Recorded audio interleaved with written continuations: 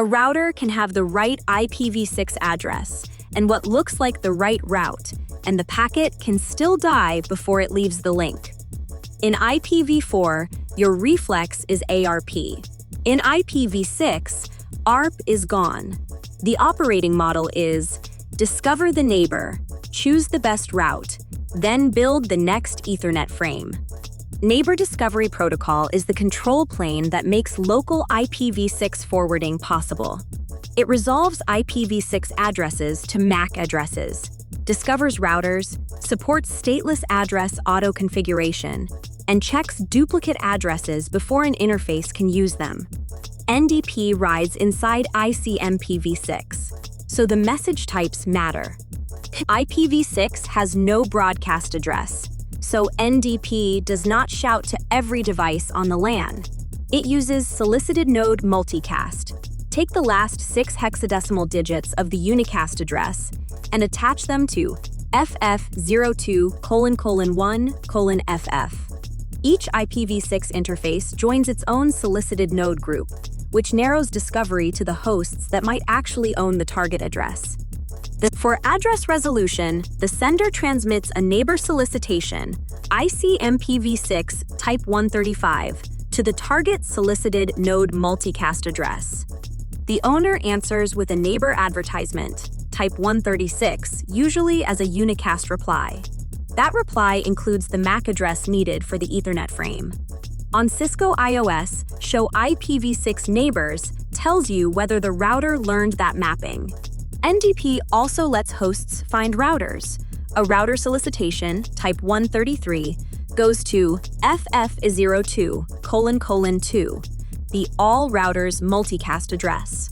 Routers answer with router advertisements, type 134, often to FF02::1, the all nodes address. Those advertisements can carry the prefix information a host needs for SLAAC. With stateless address auto-configuration, a host learns the network prefix from a router advertisement and creates its interface identifier, often using modified EUI64 on Cisco iOS.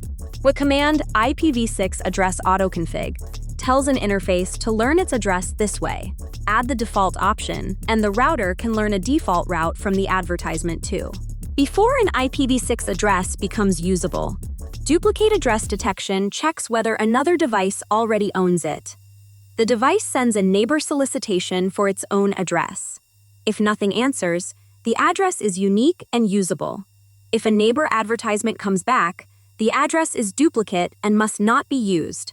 That is why an interface can look configured but still fail communication. After neighbor discovery, read the routing table. IPv6 routing is familiar if you know IPv4. Connected routes appear when an interface has an IPv6 address and is up. Local routes point to the router's exact interface addresses. Connected networks are commonly /64. Local host routes are /128. Routers still use longest prefix match. The most specific route wins. If no route matches, the packet is dropped. Links and local addresses do not become normal routes because they never leave the local link.